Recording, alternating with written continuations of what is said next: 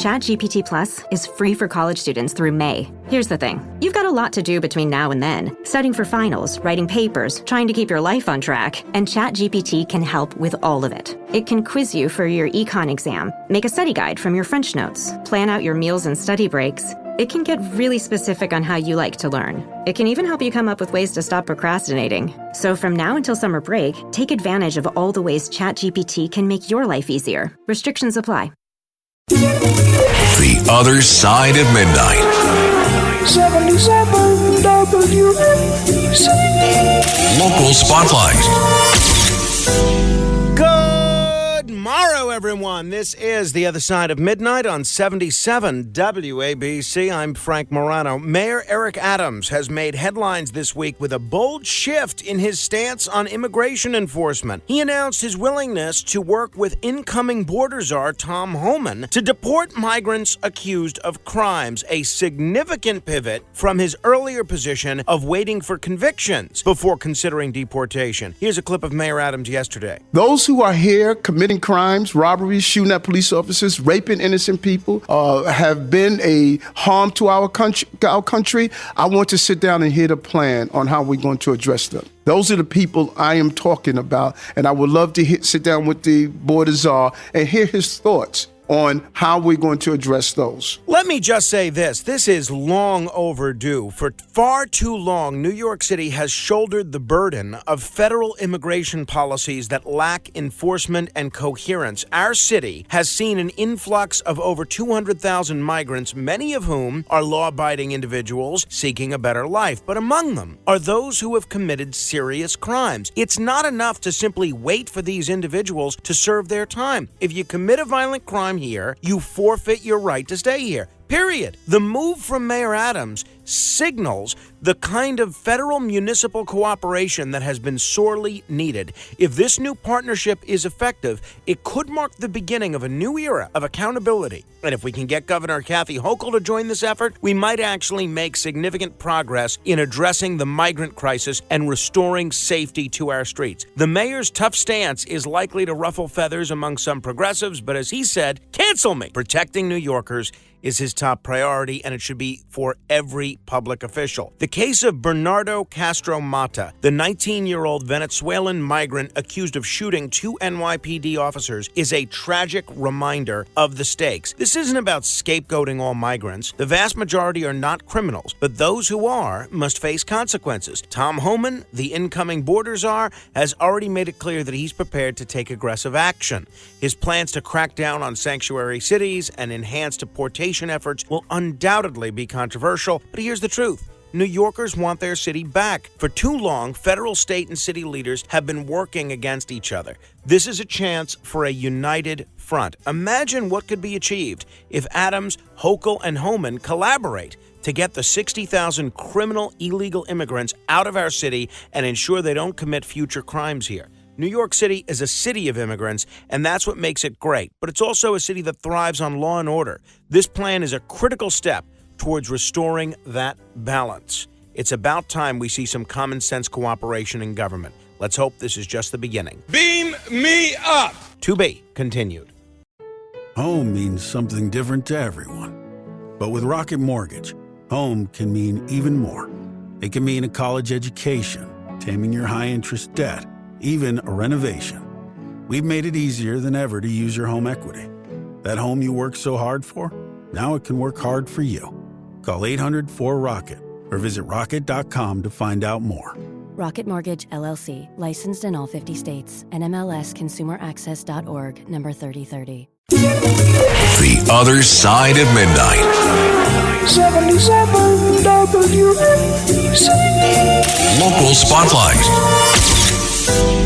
Good morrow, everyone. This is The Other Side of Midnight on 77 WABC. I'm Frank Morano. It's not too often I find myself wholeheartedly agreeing with Governor Kathy Hochul, but on the issue of restricting cell phone usage in New York schools, I think she's absolutely right. Newsday is reporting that she is set to announce that there is going to be a severe limitation, maybe even a ban with a couple of modifications, on the use of smartphones in schools. On the issue of restricting cell phone usage in schools, she is 100% where I am. For years, I've championed the idea of limiting cell phones in classrooms. It's not because I'm anti-technology. Far from it.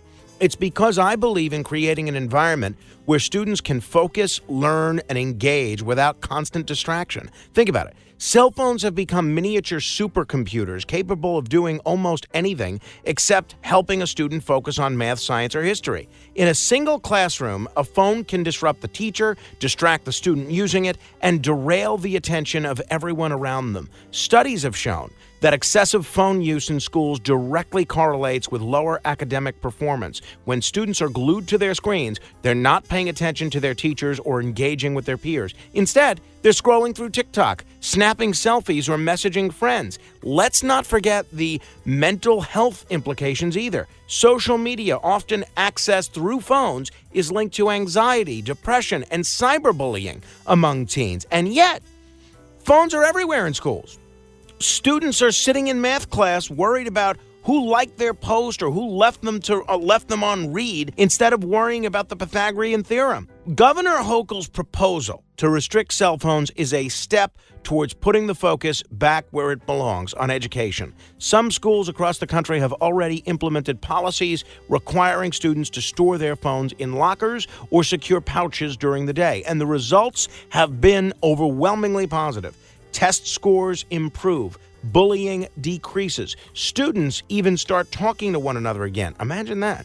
Of course, some will argue that cell phones are necessary for safety, allowing kids to contact their parents during emergencies. That's a valid concern. But let's be real. Emergencies are the exception, not the rule. Policies can easily be crafted to allow for emergency use without turning every classroom into a free-for-all. Restricting cell phone use isn't about punishing students or taking away their freedoms. It's about teaching them balance and helping them focus on what's truly important during the school day. As parents, educators, and taxpayers, we have a stake in ensuring our schools provide the best possible environment for learning. If that means asking students to part with their phones for a few hours, so be it. They'll survive. Good for you, Governor Hochul. Beam me up! To be continued. The #1 selling product of its kind with over 20 years of research and innovation. Botox Cosmetic, onabotulinum toxin A, is a prescription medicine used to temporarily make moderate to severe frown lines, crow's feet, and forehead lines look better in adults. Effects of Botox Cosmetic may spread hours to weeks after injection, causing serious symptoms. Alert your doctor right away as difficulty swallowing, speaking, breathing, eye problems, or muscle weakness may be a sign of a life-threatening condition. Patients with these conditions before injection are at highest risk. Don't receive Botox Cosmetic if you have a skin infection. Side effects may include allergic reactions, injection site pain, headache, eyebrow and eyelid drooping, and eyelid swelling. Allergic reactions can include rash, welts, asthma symptoms, and dizziness. Tell your doctor about medical history, muscle or nerve conditions including ALS or Lou Gehrig's disease, myasthenia gravis, or Lambert-Eaton syndrome, and medications, including botulinum toxins, as these may increase the risk of serious side effects. For full safety information, visit BotoxCosmetic.com or call 877-351-0300. See for yourself at BotoxCosmetic.com. The Other Side of Midnight. 77 WABC. Local Spotlight. Another fire caused by a lithium-ion battery rocked New York City early yesterday morning, this time in Midtown Manhattan at an e-bike rental store. The blaze began around 3 a.m. at the bingit.nyc shop on West 38th Street. By the time firefighters arrived, the store was engulfed in flames. The sprinkler system had already activated, preventing the fire from spreading to the building's upper floors. The cause? A lithium-ion battery, the type that powers e-bikes and scooters, exploded in the store's basement, where hundreds of batteries were stored.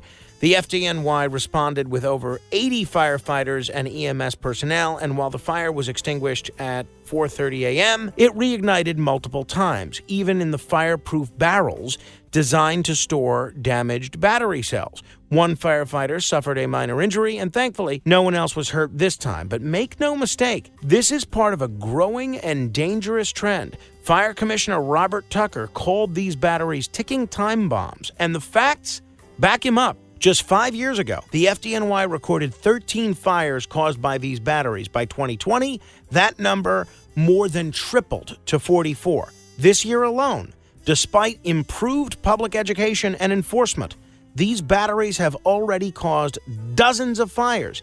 Lives have been lost, homes destroyed, and now another Midtown business is in ruins. What makes this fire even more frustrating is that the FDNY had issued multiple violations to bin.git.nyc for unsafe storage practices. But what happened? The owners paid the fines and continued operating dangerously. It's a textbook example of what happens when enforcement doesn't have real teeth. We're at a crossroads, and it's time for our leaders to act decisively. New York City must adopt stricter regulations on lithium-ion battery sales, storage, and usage. Why are unregulated, uncertified batteries still flooding the market? Why are businesses allowed to pay their way out of endangering public safety? We need a multi-pronged approach, stricter penalties, more aggressive enforcement, and increased public education campaigns to teach e-bike and scooter owners how to store and charge these devices safely. But here's the hard truth. If we don't take action now, this will keep happening. These fires are not rare accidents. They're predictable tragedies. To every elected official, regulator, and business owner hearing this, do something. Lives are at stake, and every day we wait is another day we're playing with fire, literally. Beam me up! To be continued. This episode is brought to you by Factor. Optimize your nutrition this year with Factor, America's #1 ready-to-eat meal service. Factor's fresh, never frozen meals are dietitian approved, ready to eat in just 2 minutes. Choose from 40 weekly options across 8 dietary preferences like Calorie Smart, Protein Plus, and Keto. Eat smarter at factormeals.com/listen50 and use code listen50 for 50% off plus free shipping on your first box. Factormeals.com/listen50, code listen50. T's and C's apply. The Other Side of Midnight. 77 WNBC. Local Spotlight. It's the unlikeliest of political alignments. Eric Adams, Donald Trump, Andrew Cuomo, and even Joe Biden all acknowledging in their own ways that the justice system has become politicized. Mayor Adams, during his press conference yesterday, even referenced a New York Times article on Hunter Biden's pardon, saying with a laugh, "Does that sound familiar?" Let's take a moment to hear what he actually said. President Biden and President-elect Donald Trump now agree on one thing. The Biden Justice Department has been politicized. Does that sound familiar? Rest my case. This is an extraordinary moment in American politics. The claims of a politicized justice system are no longer just the province of one political party or ideological faction. From Donald Trump and Hunter Biden to Eric Adams and Andrew Cuomo to Bob Menendez, the accusations are coming from across the political spectrum. Here's the rub. While it may be a convenient excuse for high-profile individuals to cry political targeting when they're under investigation or indictment, that doesn't mean the claims lack merit, and it doesn't mean the strategy isn't effective. These arguments resonate because the public's confidence in our justice system is already at an all-time low. But instead of allowing defendants to point fingers endlessly or using these cases to score political points, shouldn't we be focusing on how to fix this? The goal should be restoring faith in the justice system so that Americans believe it's truly blind, that it doesn't matter whether you're a mayor, a governor, a former president, or the president's son. This isn't a partisan issue. It's an American issue. If both Democrats and Republicans agree the justice system has become a political weapon, then it's time for them to come together to figure out how to depoliticize it. That means addressing inconsistencies in process, establishing clearer safeguards to prevent political bias, and taking a hard look at the role of media narratives in influencing public opinion before cases even reach a courtroom. It also means ensuring that independent oversight bodies are actually independent, not influenced by the politics of the moment. The longer we let this go, the more the public will see the justice system as just another arm of political warfare. And when that happens, the real losers aren't the politicians pointing fingers. It's all of us who depend on a fair and impartial system to protect our rights and uphold the rule of law. So let's stop the finger pointing and start fixing the system, because this isn't about Hunter Biden, Donald Trump, Bob Menendez, Eric Adams, or Andrew Cuomo.